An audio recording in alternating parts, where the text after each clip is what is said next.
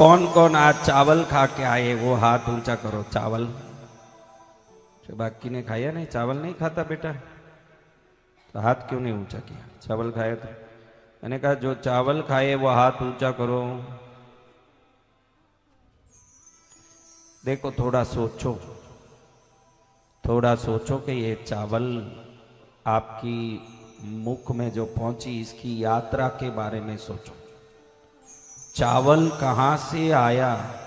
पहले तो खेत में बोया जाता है, फिर 6 महीने तक वो पौधा चावल का बड़ा होता है। बीच में बरसात आ सकता है ना जी भगवान, तूफान आ सकती है ना, हवा आ सकती है ना, तो भी उस पौधे में चावल के दाने लगे रहे तभी तो आपके मुंह में आया।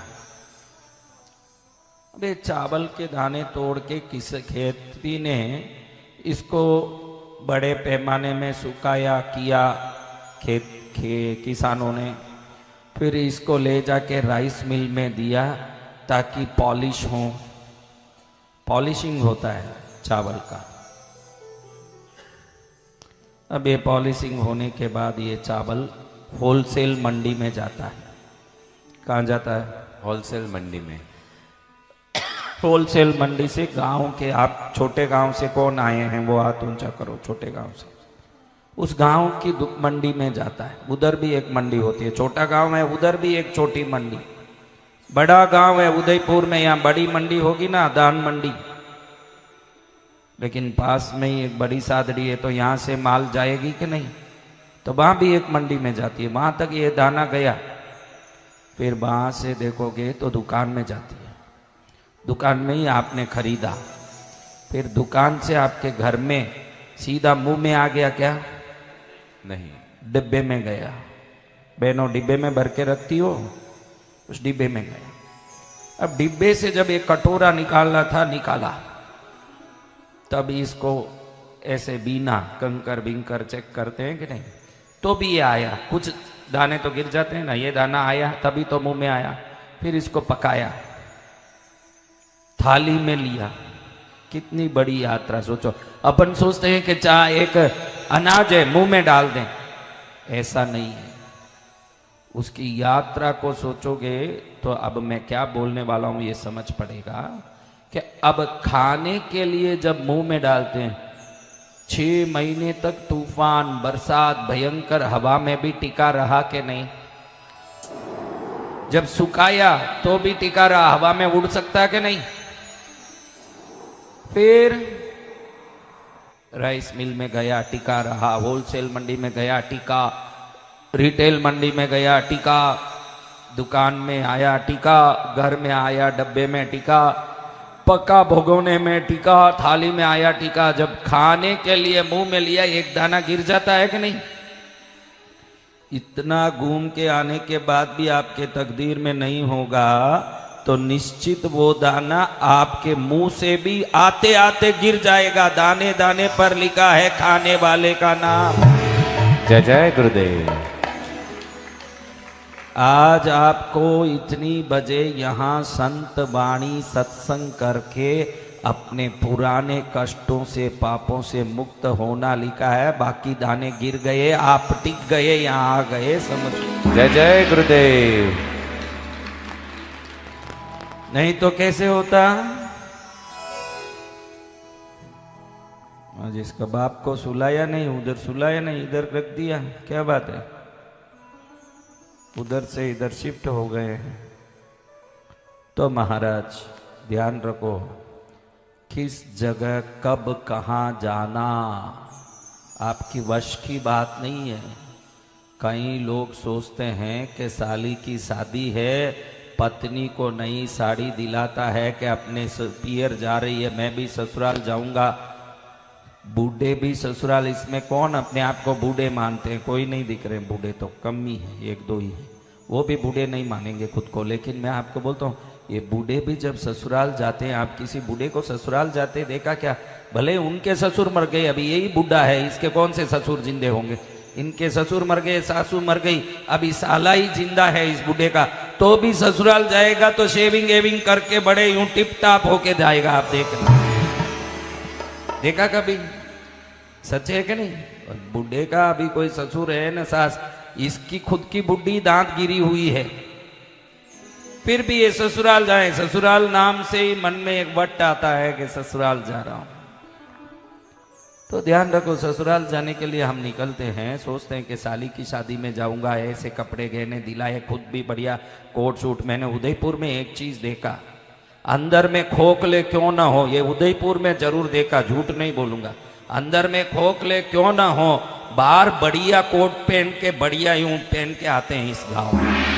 अंदर में कुछ है नहीं दम, बाहर देखोगे तो ऐसे पहन के आएगा, मोदी भी वो नहीं पहनता, उससे भारी है यहाँ। हाँ, हमको किसी को दिखाने की जरूरत नहीं है। अगर जिस दिन आप सक्षम हो जाओगे ना, दुनिया को आपकी सक्षमता मालूम पड़ जाएगी, तो आप लंगोट पहने हुए हैं तो भी दुनिया आपको नमस्कार करेगी, दिखाने की कोई जरूरत नहीं है दुनिया को। जय जय गुरुदेव। दुनिया को क्या दिखाओगे? दुनिया पागल है, दिखावे में आ भी जाती है, लेकिन दिल तो जानता है ना मैं कितना पानी में हूं। दुनिया को तो दिखा सकते हो, दिल क्या कहता है? बोलो, दिल क्या कहता है? मैं कितने पानी में हूँ जानता है। हाँ, तो दिल जानता है मैं कितने पानी में हूं, तो मन कोसता है कि मैं दिखाता तो अच्छा हूं लेकिन अंदर में क्या हूं। अंदर के खोखले आदमी को अंतर की आत्मा ही मारती रहती है। जय जय गुरुदेव। ध्यान रखना, पतियों को, आप लोगों को प्रेरणा देनी चाहिए बहनों। पति घर में आके सो जाएं, पड़ा रहें, डांटना नहीं है, प्रेरणा देना है कि इस दुनिया में मेहनत करने वालों की कभी हार नहीं होती, यूं ही दुनिया में किसी की जय जयकार नहीं होती। जय जय गुरुदेव। मेहनत करने वालों की कभी हार नहीं होती, यूं ही किसी की कभी जय जयकार नहीं होती, और यूं ही पोर्टिको में BMW कार नहीं होती। जय जय गुरुदेव। तो मेहनत जरूर जीवन में करना चाहिए। अब मेहनत करते हैं, लेकिन महाराज तुम लोग बड़े होशियार हो, मैं कभी भी सत्संग में कहता हूं कि मेहनत करना जरूरी है, तुरंत तुम लोग कहते हो हम मेहनत तो करते हैं लेकिन मेहनत सफल नहीं हो रहा है। महाराज तुम यही तो बात मेरे सामने करते हो। इसमें 90% लोग ये बोलेंगे कि मेहनत तो करते हैं महाराज, लेकिन मेहनत सफल नहीं होती। कौन बोलते हैं ये बात?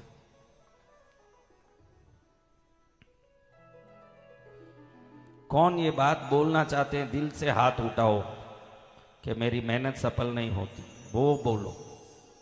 इस बात को छुपाओगे, डॉक्टर के पास बीमारी छुपाओगे तो बीपी के साथ हार्ट अटैक भी बढ़ने की संभावना है।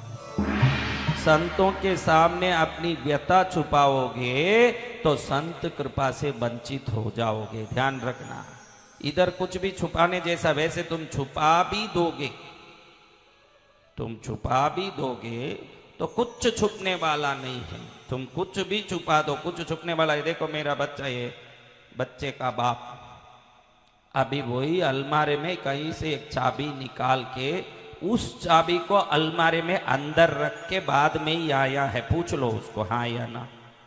कोई चाबी रख के आया है, पूछो उसको हाँ या ना।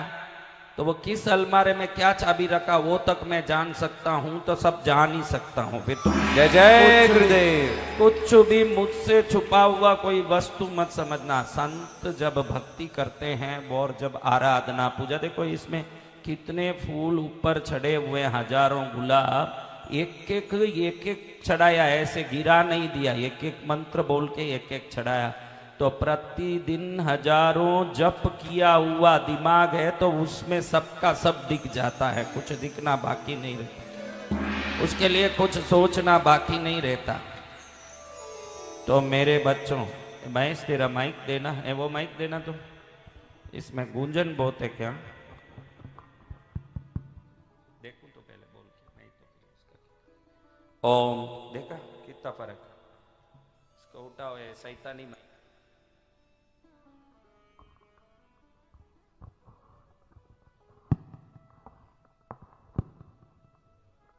ओम, देखा माइक कितना अच्छा, अब आवाज अच्छा, पहले से अच्छा आया।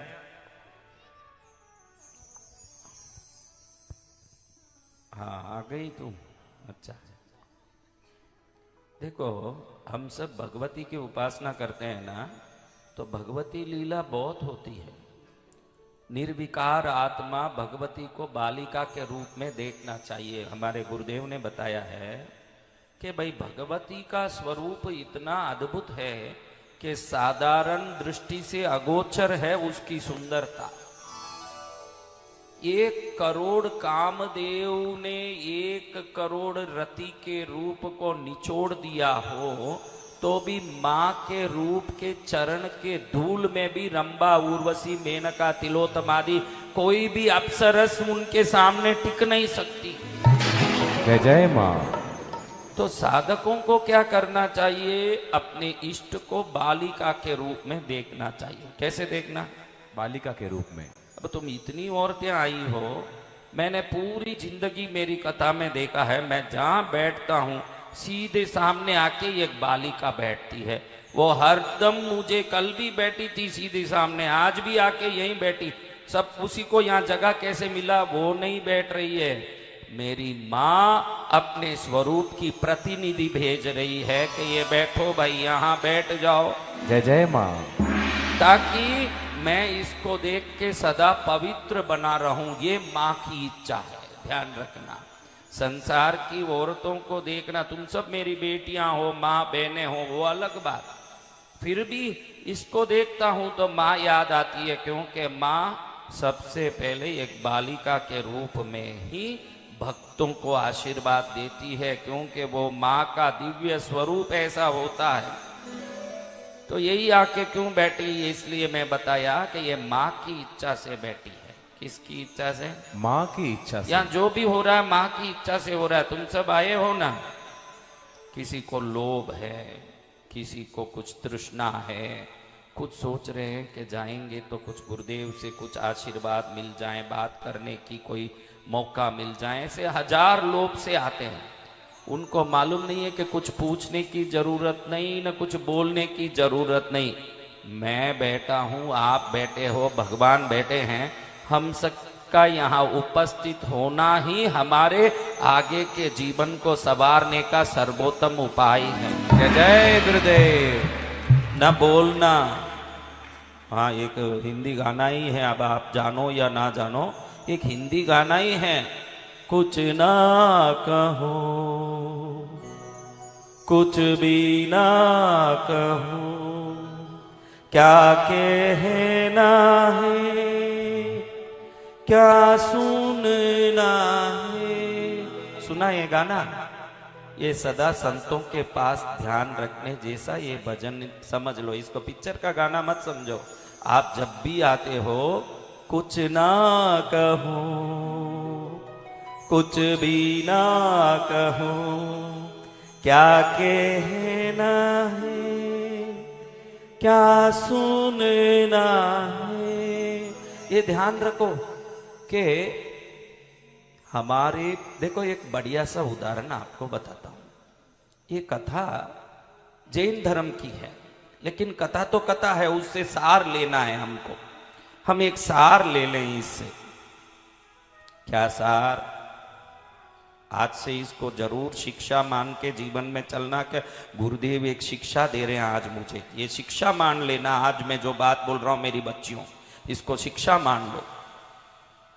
खर दूषण, ये रावण के भांजे हैं, खर और दूषण। जैन रामायण के हिसाब से बता रहा हूं, ये पूरा प्रसंग जैन रामायण के हिसाब से है, समझ रहे हो? तो महाराज इनको मन में आया कि चंद्रहास नाम का खड्ग जो शंकर के पास है, भगवान शंकर के पास, तपस्या करेंगे तो ये मिलेगा। ये जिसके पास होगा वो अजेय होगा, इसलिए तपस्या करके इसको पाना चाहिए। तो यही जाके उन पंचवटी के जंगलों में बैठ के साधना करते हैं। इस चंद्रहास खड्ग का नियम है कि 1 दिन की साधना से, जहां ये खड्ग आकाश में लटक रहा अंतरिक्ष में, शंकर जी ने इसको पूरी रक्षा के साथ अंतरिक्ष में लटका दिया ताकि कोई इसको हाथ न लगाए। क्या कर दिया? अंतरिक्ष में लटका दिया। तो ये साधक को एक साथ वरदान से नहीं मिलता ये। बाकी तो देखो भगवान वरदान देते हैं, अर्जुन को पाशुपतास्त्र दिया, भगवान शंकर ने वरदान दिया, और पशुपति का अस्त्र को पाशुपतास्त्र कहते हैं। भगवान पशुपति है कि नहीं शंकर, उनके अस्त्र को पाशुपतास्त्र कहते हैं। वो अस्त्र मिल गया, ये ऐसे नहीं मिलता। भगवान प्रकट हो गए न मिल गए, चंद्रहास खड़ग ऐसे नहीं मिलता। ये जहां से है, आप एक दिन साधना करोगे तो 6 फुट नीचे उतरेगा। कितना? 6 फुट। ये 6 फुट का हिसाब पहले था क्या महाराज? पहले 6 फुट का हिसाब नहीं था, पहले धनुष का हिसाब था। एक धनुष नीचे उतरता, और एक धनुष 6 फुट का है। कितना? 6 फुट का एक धनुष जो राम जी रखते थे ना हाथ में, आज अच्छे से समझ लो कि राम जी के हाथ का जो सारंग पाणी नाम का धनुष है वो 6 फुट हाइट का होता है। ये समझ अच्छे से। ये जो 6 फुट रोज नीचे उतरता है, तो हाथ में धरती में आने के लिए 30,000 वर्ष तपस्या करनी पड़ती है। कितनी?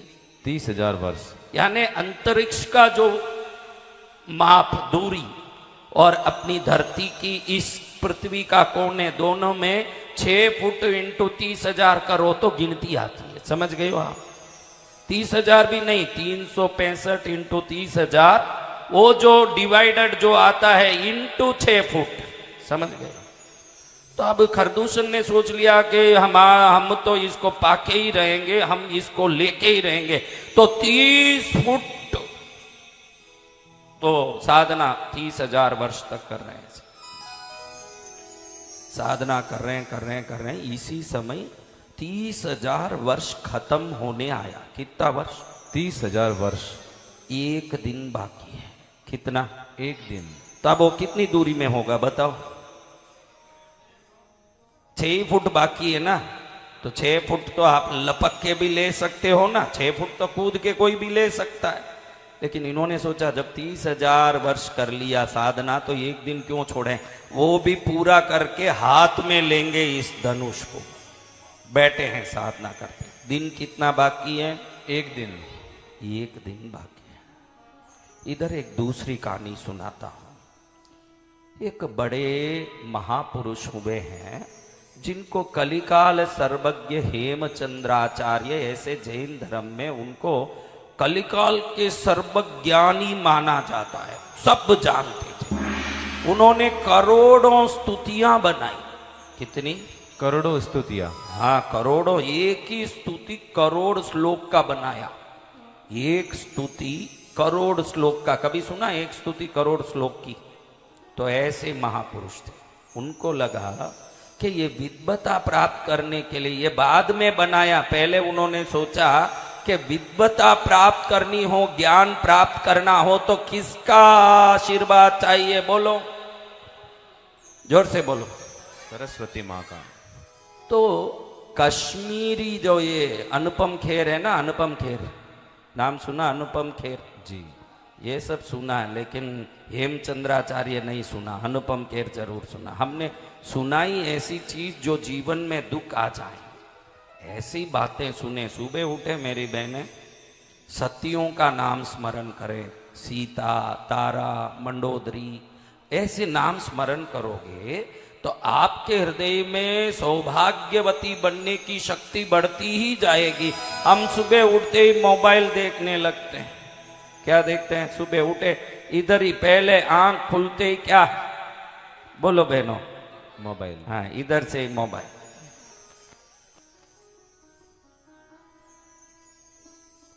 तो अब कलिकाल सर्वज्ञ हेमचंद्राचार्य सोचते हैं कि सरस्वती की कृपा होगी तो बहुत सारे विद्वता पूर्ण कथाएं, कविताएं, श्लोक, स्तुति, मंत्र आदि इन संसार को मैं दे सकूंगा। तो मैं कश्मीर जाऊंगा। अनुपम खेर की बात करने का ये कारण ये था कि वो भी कश्मीरी पंडित है।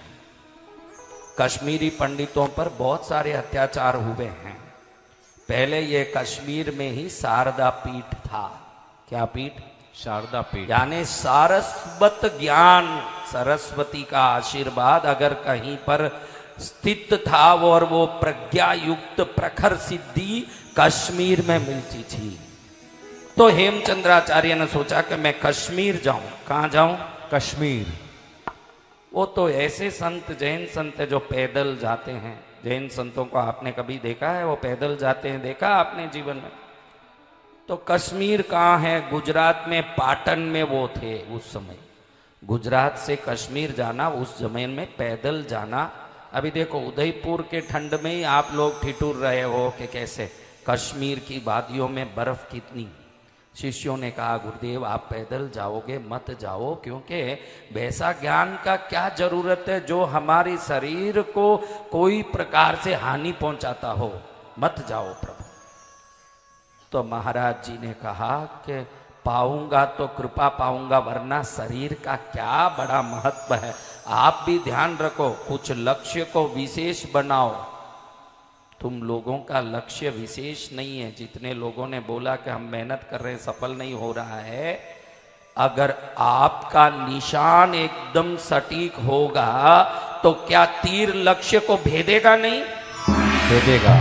हाँ, अवश्य अगर तीर लक्ष्य को नहीं भेद रहा है तो हाथ उठा के मत बोलो कि हमारे काम सफल नहीं हो रहे हैं। लक्ष्य भेदने का तरीका कमजोर है, ये मान लो आप लोग। जय जय गुरुदेव। जिस दिन लक्ष्य भेदन का तरीका एकदम सटीक हो जाएगा, जिस वस्तु को पकड़ने का सोचोगे वही वस्तु आपके कदमों को छू के नमस्कार करेगा। जय जय गुरुदेव। नहीं हो रहा है तो कहीं आप में गड़बड़ है। आप पहले अपनी गलती को मानोगे तो ही भविष्य में उसको सुधार भी पाओगे। एक आदमी आपके गली में अरबोंपति है या नहीं, तो आप कमजोर कैसे हो?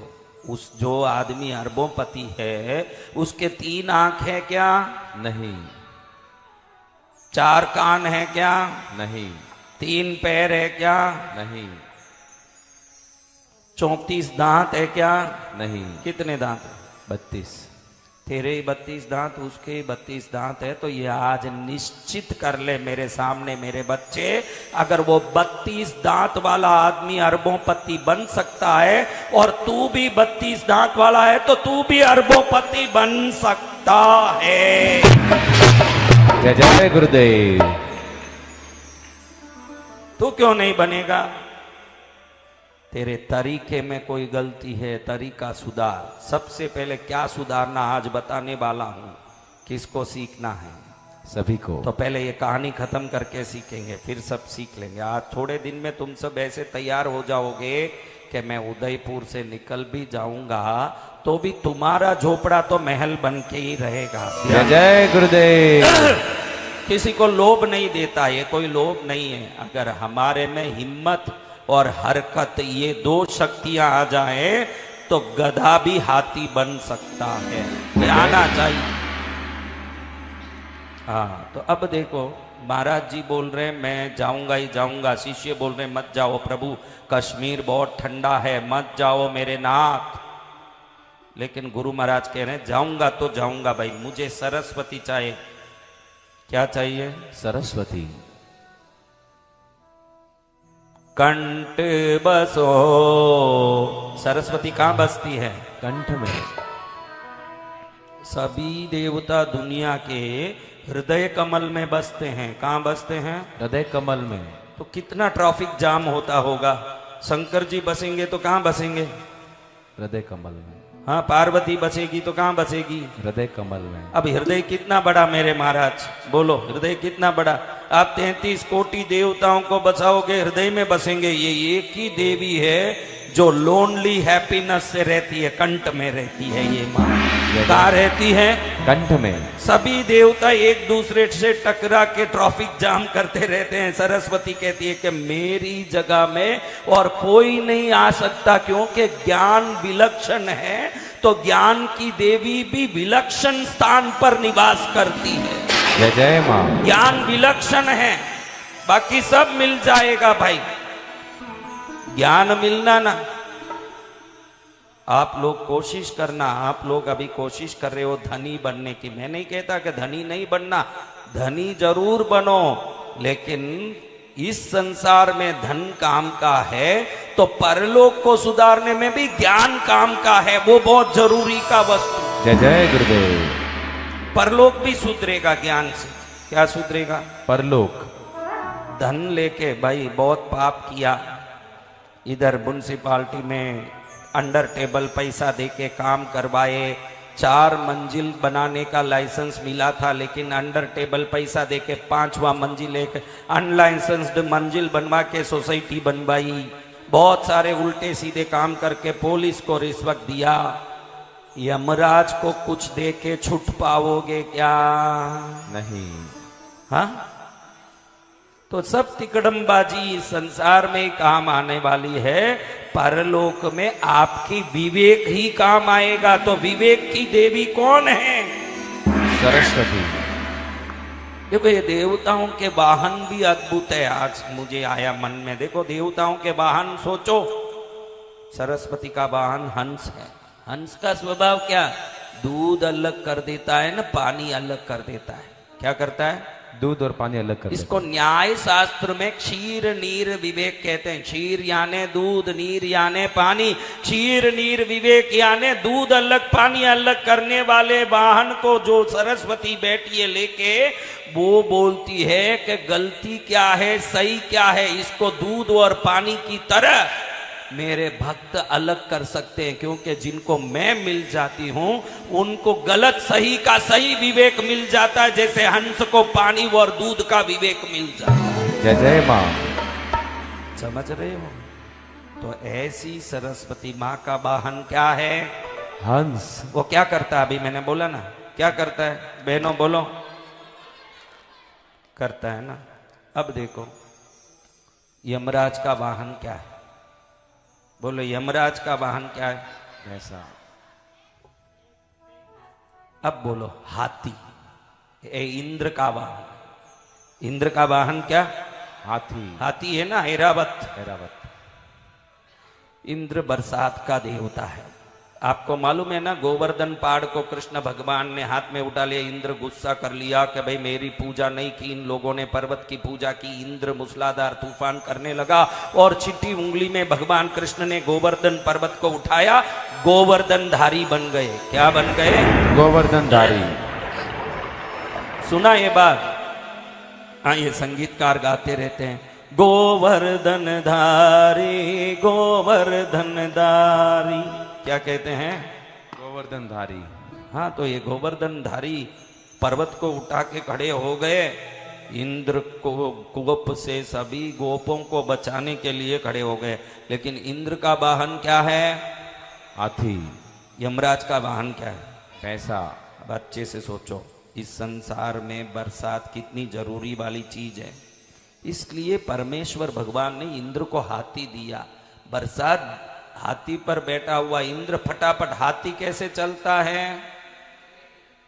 क्या धीरे धीरे चलता है। हाथी एक कदम रखेगा तो 4 फुट आगे जाएगा, कितना बड़ा प्राणी है। और माउथ दौड़ाएगा तो फटाफट दौड़ेगा। धीरे धीरे तो भैंस जाता है। गाड़ी के आगे बैठ गया वो भैंस, हजारों हॉर्न बजाओ हिले ही नहीं। अगर कार के सामने भैंस बैठ गया हो, समझो कि रोड इंस्पेक्टर आ गया है।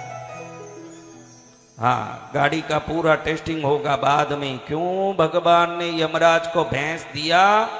आप आज ध्यान रख लेना, जिस दिन आप जन्मे उसी दिन से आपको लेने वो वहां निकल चुका है। लेकिन भैंस का गति इतना धीमा है कि वो 100 वर्ष बाद ही यहाँ पहुंचता है ना, आपको लेके 100 वर्ष बाद ही जाता है।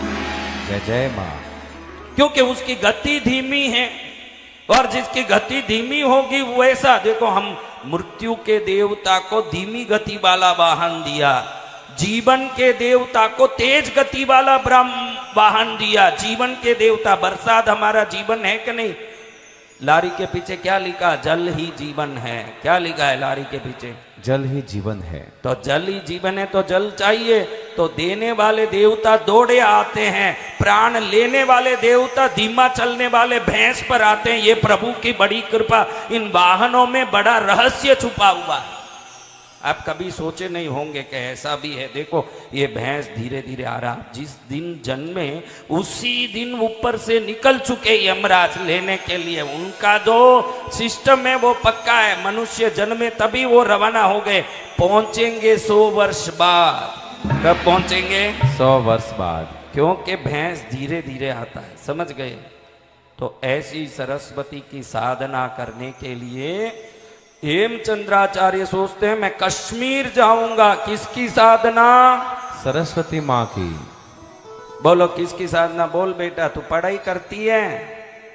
हाँ हाँ पढ़ाई करती है। ऐश्वर्या राय की जरूरत नहीं है तेरे को, सरस्वती की जरूरत है। हाँ सरस्वती माँ मिल गई, सच्चा ज्ञान मिल जाए। और वो कहाँ बसती है? मैंने बोला वो कहाँ बसती है?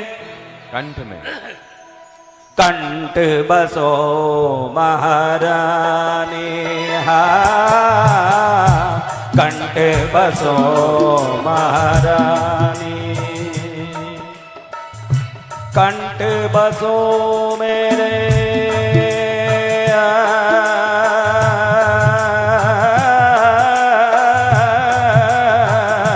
कंठ बसो मेरे, हृदय बसो माँ, कंठ बसो मेरे, हृदय बसो माँ, कंठ बसो महारानी माँ, कंठ बसो महारानी,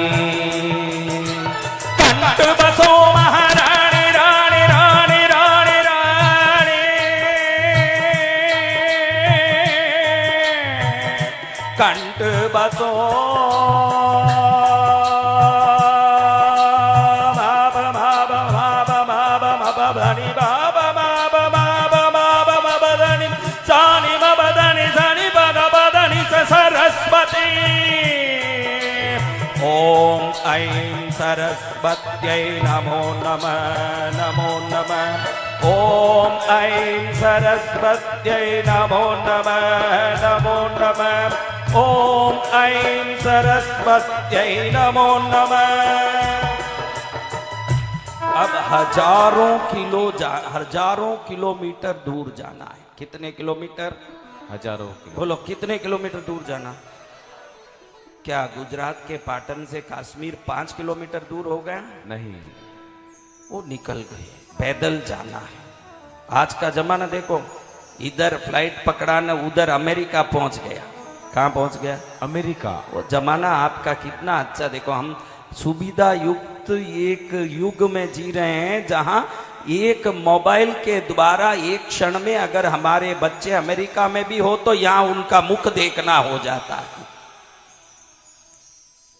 महाराज जी सबसे प्रणाम करके भाई मैं जा रहा हूं, जिंदा आऊंगा तो मिलूंगा, वरना ठीक है देख लो मुझे, प्रणाम। मैंने जीवन में कोई पाप गलती की हो तो समाज के सामने क्षमा चाहता हूं। सब बोल के महाराज जी निकल गए। कहाँ निकल गए? कश्मीर की ओर। कश्मीर निकल गए। और कश्मीर निकलने के लिए निकले हुए सुबह निकल के 12 किलोमीटर दूर।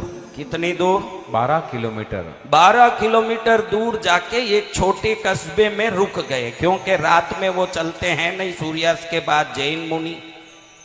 कौन नहीं चलते रात में? बोलो। जैन मुनि। हाँ जैन मुनि रात में चलते नहीं, सूर्यास्त के पहले एक जगह अपना डेरा लगा देते हैं। तब डेरा लगा लिए, वहां बैठ गए। मन में सोचते हैं कि कश्मीर कितना दूर है, मुझे कश्मीर जाना है, मैं कुछ भी करूंगा कश्मीर जाऊंगा। देखो आप लोगों ने बोला ना कि हम लोग कोशिश करते हैं लेकिन हमको सफलता नहीं मिलती। कोशिश ऐसी हो। रामकृष्ण परमहंस महाराज को शिष्य पूछता है कि मुझे भगवान क्यों दिखते नहीं प्रभु? आपको कैसे दिखते हैं, मुझे क्यों नहीं दिखते भगवान? रामकृष्ण परमहंस जी ने कहा कि चल मेरे साथ। उस शिष्य को लेके गए और गंगा के तट पर ही दक्षिणेश्वर मंदिर है। कौन कौन कलकत्ता गए? उधर काली भगवान रामकृष्ण परमहंस के काली मंदिर का किसने दर्शन किया? तो वहां देखा किनारे में ही गंगा है, बड़े आसानी से वहां से लेके घाट पर पहुंच गए और शिष्य सोच रहा कुछ यहां समझाते होंगे गुरु महाराज। तो गुरु महाराज ने अचानक शिष्य को ऐसे दबोचा पकड़ के पानी में पूरा उसको डुबा दिया। अब वो ऐसे तड़प रहा है, मन में सोच रहा कि ये कोई संत है कि शैतान है, मेरे को मारने लेके आए हैं, ये मुझे मार देंगे लगता है। तो बड़े घबरा करके वो तड़प रहा है। अब आपको कोई पानी में बाल पकड़ के डुबो दे तो आपका पहला प्रयास क्या होगा भाई बताओ? पहला प्रयास क्या होगा?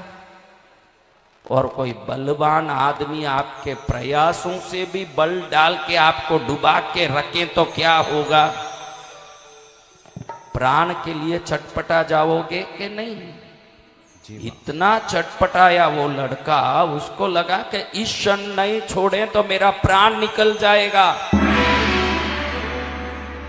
प्राण निकलने वाला ही था, समझो ना एक बात। उस समय उन्होंने छोड़ दिया।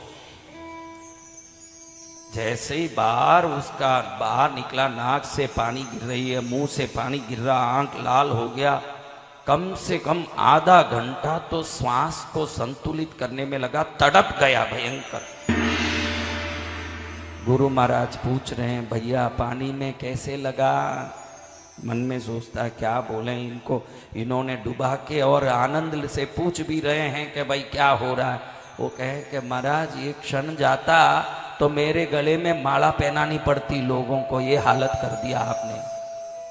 तो उन्होंने पूछा महाराज जी ने कि बेटा तू बता, जब तू पानी में डूब रहा था तब तुझे क्या क्या चीज याद आई, बोल। तो बोला महाराज क्या याद आएगा, प्राण के सिवाय और क्या याद आएगा? प्राण बच जाए, प्राण रह जाए, प्राण टिक जाए, इसके सिवाय मेरे दिमाग में और कुछ याद नहीं रहा। प्राणधारी के लिए जैसे प्राण टिकने के सिवाय और कोई जरूरत जिस समय नहीं लगती, जिस समय वो डूबा हो जल में, वैसे जिसको परमात्मा के दर्शन के सिवाय और कोई चीज याद नहीं आती न, वो उनके लिए पानी में डूबे हुए की तरह अगर छटपटाता है बेटा, तब उसको भगवान का दर्शन होता है। जय गुरुदेव।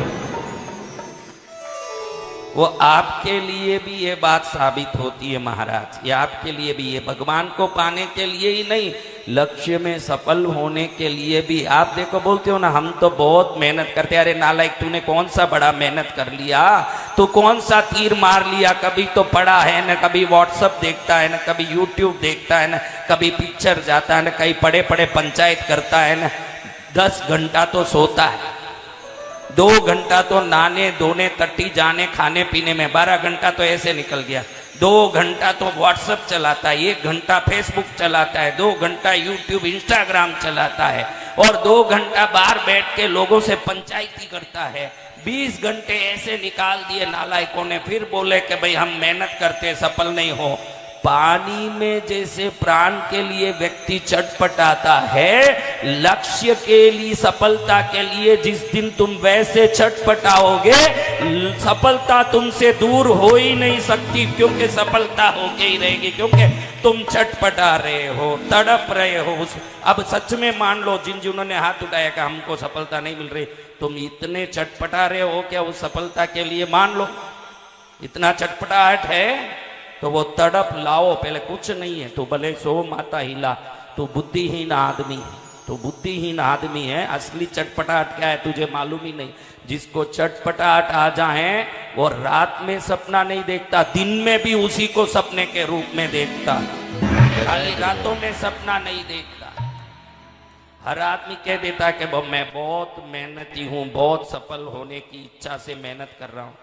तेरी मेहनत की योग्यता दूसरे सफल लोगों को कंपेयर करके करेगा, तब मालूम पड़ेगा कि हमारा समय कितना व्यर्थ हो रहा है। मैं बहुत मेहनत कर रहा हूँ, कोई मेहनत नहीं है। अंदर में नींद आने की जो आराम की स्थिति है वो बिगड़ गई है क्या? देखो नींद उड़ गई क्या? नींद नहीं उड़ी जब तक तू चटपटा नहीं रहा है। चटपटा है वो जो आराम से सो भी रहा है कंबल लेके ओढ़ के और बोले कि मैं चटपटा रहा हूँ, चटपटाने वाले को नींद आएगी क्या मेरी बहनों बच्चियों, बोलो? नहीं आएगी। तो यानी आराम से नींद आ रही है ना, अर्थ क्या है? हाँ? जो पहले से ही निश्चिंत है, भगवान उसको निश्चिंतता क्यों देंगे? वो तो पहले से ही निश्चिंत है, और भगवान उसको ही सफलता देंगे जो उस सफलता के लिए चिंतित है। निश्चिंत वाले को कुछ नहीं मिलेगा, जय गुरुदेव। चिंतित व्यक्ति को सब मिलेगा महाराज, समझ रहे हो? तो अब महाराज जी इधर 12 किलोमीटर दूर आके बैठे हैं। महाराज जी का नाम क्या, बोलो?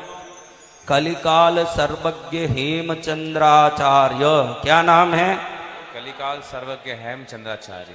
12 किलोमीटर दूर आए गुजरात के पाटन से। कहाँ जाना है उनको? कश्मीर। किसको मिलना है? सरस्वती माँ को। सरस्वती माँ का और एक नाम क्या है रे दिनेश? शारदे। माँ शारदे, माँ शारदे, माँ शारदे, माँ शारदे, तुम उतार दे माँ, तू उतार दे, तेरे चरणों में आया मैं बालक तेरा माँ। माँ शारदे, माँ शारदे, तू उतार दे माँ, तू उतार दे। अब 12 किलोमीटर बैठे बैठे महाराज जी सोच रहे हैं कि हजारों किलोमीटर चलना है, रास्ते में बर्फ गिरेगा, मैं अकेला हूँ, मैं जैन साधु हूँ, मेरे उपकरण सीमित है, मुझे भिक्षा लेके खानी है, मेरे रास्ते की व्यवस्था कैसे होगी? जीऊंगा या मरूंगा, अपने लक्ष्य के लिए सदा अपना कदम आगे बढ़ाऊंगा।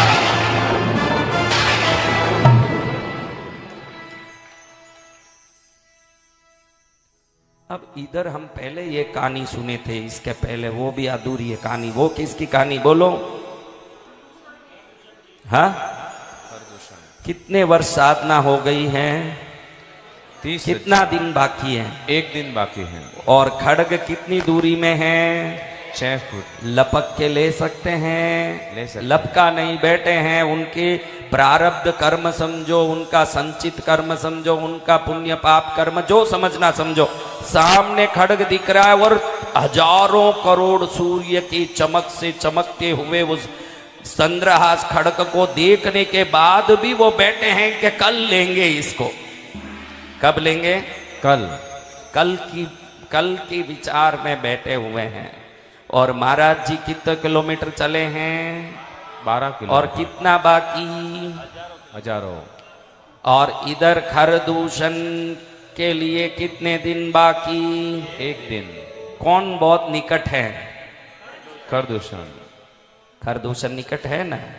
इसी समय वो घटना हुई कि मारीच मृग बन के हिरण मृग, स्वर्ण मृग बन के मारीच सीते सीते आवाज करते मर गया। सीता माँ ने आप बोला ना कि लक्ष्मण राम जी को जाओ वो हिरण लेके आओ, वो उसी समय वो घटना घटी। और वो हिरण लेने गए, इधर सीता माँ को रावण लेके उड़ गया पुष्पक विमान में। अब लक्ष्मण जी बड़े क्रोधित होके उस जंगल में घूम रहे हैं कि मेरी भाभी को कौन लेके गया है, देखूं तो वो घूम रहे हैं। उनका नजर सीधा एक खरदूषण पर पड़ा। किनका नजर? लक्ष्मण जी का। लक्ष्मण जी का नजर खरदूषण पर पड़ा। और ये कई वर्षों की साधना में है तो स्वरूप ही बिगड़ चुका है। आप भी देखो, 4 दिन दाढ़ी नहीं बनाओगे तो चेहरा कैसे हो जाता मेरे बच्चों? तो वो तो 30,000 वर्षों से सब लटके हुए पड़े हैं, स्वरूप विकृत है। इसको देखते ही लक्ष्मण जी क्रोध के लिए प्रसिद्ध हैं, क्योंकि शेष नाग का अवतार ही क्या बना हुआ है? शेष नाग नजदीक आता है और गाल में प्यार करता है, सही है? एक फूंक मारे तो उसका जहर आने की बहुत दूर की बात, उसके फुंकार से तीनों लोग जल के भस्म हो, ऐसी उत्कृष्ट शक्ति आदि शेष नाग। वही क्या बने हुए हैं? लक्ष्मण जी। तो उनको कारण बिना भी क्रोध आए और राम जी को कारण हो तो भी क्रोध नहीं आए ये दोनों भाई। अब देखो इनको क्रोध इतना आए कि इनको देखते ही अकारण ही क्रोध आ गया। लक्ष्मण जी को ढूंढ रहे हैं सीता माता को और मिल ही नहीं रही है, तो पहले से ही चिंतित है। चिंता क्रोध को उत्पन्न करता है और क्रोध उत्पन्न हो गया। देखे कि कौन मेरी माँ को ले गया होगा, कौन मेरी भाभी माँ को ले गया होगा। ऐसे देख ही रहे हैं, ये दोनों दिख गए। पूरे जंगल में कोई नहीं है, ये दो ही हैं, यानी अर्थ क्या बोलो। उनका सोचना ऐसा है कि पूरे जंगल में कोई नहीं है और ये दो ही दिख रहे हैं, तो अर्थ क्या है इसका बोलो। सीता माता को ये लेके गए और मुंह भी नीचे करे हुए हैं, छुपे हुए मुंह दिखा रहे हैं, यानी जरूर गड़बड़िए दिख रहे हैं।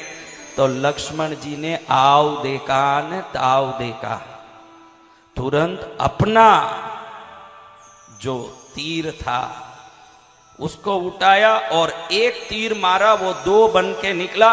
एक ही क्षण में 30,000 वर्षों से तपस्या रत खरदूषण का प्राण निकल गया। एक ही क्षण क्या निकल गया? प्राण। कितने वर्षों से साधना की? 30,000। परिणाम क्या हुआ? मृत्यु। और लक्ष्मण जी जैसे ही मारा तीर, बाद में उनका नजर ऊपर गया, ऊपर चमक दिखा, कुछ चमक पर नजर गया। देखा क्या दिखा? उन्होंने सोचा ये क्या खड़ग ऐसे चमक रहा, इसको मैं पकड़ लूं। ऐसे लक्ष्मण जी ने ऐसे पकड़ा ना, उनके हाथ में ये चंद्रहास खड़ग आ गया। अब बोलो लक्ष्मण जी ने कितनी साधना की है? एक पल भी कौन सी साधना की? चंद्रहास खड़ग का कोई साधना किया उन्होंने? नहीं की। और इन लोगों ने कितनी साधना की? 30,000 वर्ष। और ये लक्ष्मण जी ने, तो इनके हाथ में क्या आ गया? चंद्रहास खड़ग। और उन दोनों को क्या मिला? मृत्यु। आज आपको बहुत ही अच्छे से और एक घटना के बाद समझा दूंगा कि इधर हेमचंद्राचार्य भी बैठे हैं ना, रात में नींद नहीं आ रही है कि सुबह जल्दी हो मैं निकलूं, ज्यादा से ज्यादा जल्दी यात्रा करूं ताकि सरस्वती के उस सारस्वत शक्तिपीठ में पहुंचूं और उस माँ का पूजा अर्चन करके या कुंदेन्दु तुषार हार दबला या शुभ्र वस्त्रावृता या वीणा वरदंड मंडित करा या श्वेत पद्मासना या ब्रह्मा अच्युत शंकर प्रभृति देवै सदा पूजिता सा मां पातु प्रसन्न वदना निशेष जाड्यापहा। मन में सोच रहे हैं कि माँ सरस्वती को कब मिलूंगा, हजारों मैल यात्रा करनी, कब मिलूंगा, शरीर रहेगा भी कि नहीं रहेगा भी, ये सोचते ही बैठे हैं। जैन मुनि अंधेरे में रहते हैं, लाइट नहीं लगाते, पंखा नहीं लगाते, अंधेरे में बैठे हैं। उस अंधेरे में बैठ के सोच ही रहे ना, अचानक सामने प्रकाश हुआ। क्या हुआ? प्रकाश। एकदम भयंकर प्रकाश में उन्होंने थोड़ी देर तो नजर ही चुंदिया गई कि क्या है ये। घोर से देखते हैं, हाथों में वीणा। क्या? हाथों में वीणा, पुस्तक, जपमाला, ये सब धारण करके, श्वेत वस्त्र धारण करके, अद्भुत सिद्धि विद्या विवेक ज्ञान देने वाली मातेश्वरी सरस्वती इधर श्री हेमचंद्राचार्य के सामने खड़ी हुई है। जय जय मां। अब देखते ही विचार में पड़ के सोच रहे हैं कि मां, आपको ढूंढने में हजारों मील यात्रा करके कई वर्षों बाद पहुंचने वाला था, आप ही हैं मुनि हेमचंद्राचार्य। तुम जैसे महापुरुष जिन्होंने संसार को त्याग के लोक कल्याण को और आत्म कल्याण को लक्ष्य बना लिया, उनको मेरे लिए इतनी लंबी यात्रा करने की क्या जरूरत है? आपका पुण्य इतना प्रबल है कि मैं ही आपके सामने आ गई हूं और आपकी आपकी इच्छा थी कि आप सोच रहे थे कि मुझे विद्वान बनना है। विद्वान तो क्या, विश्व में एकमात्र पुरुष आप ही होंगे जो 1 करोड़ स्तुतियों का एक ही श्लोक बना के विश्व के कल्याण का काम करोगे आप। और आप जो सोचोगे उन सबको शब्दों में गूंथ दोगे। आपकी शब्दों की माला के सामने सुगंधी पुष्पों की माला भी फीकी पड़ जाएगी, इतने आप विद्वान होंगे। अब बोलो, ये हेमचंद्राचार्य कितनी दूर तक चले? 12 किलोमीटर।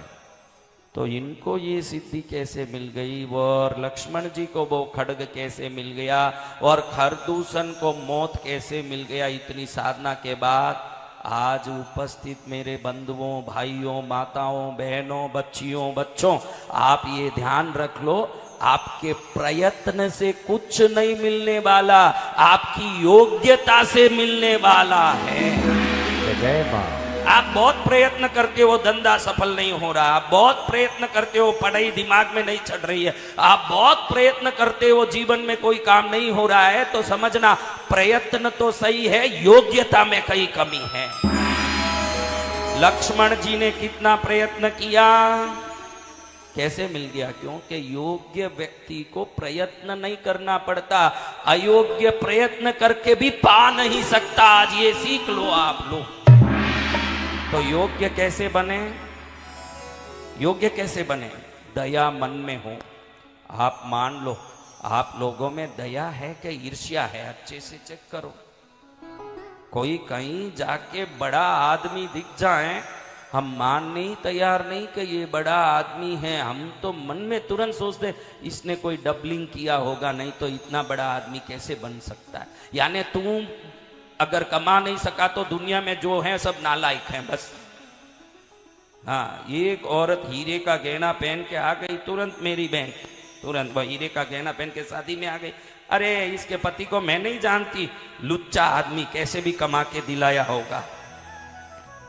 क्योंकि दूसरों की प्रगति जब हजम नहीं होती तो उनको हम मानने भी तैयार नहीं होते कि इनके जीवन में सुख भी आ सकता है। होता है कि नहीं? देखो, तो हाथ से छोड़ दो, परायों की प्रगति को देख के ईर्ष्या करना छोड़ दो, दया करो, दान करो। देखो, तुम लोगों के हाथ से 10 रुपए का नोट भी निकलता नहीं है। देखो निकलता है क्या? दांत में पैसे को पकड़ के बैठे हो। हाँ, कहीं पत्नी बोलती है कि रोटी खा लो, भूख लगी होगी।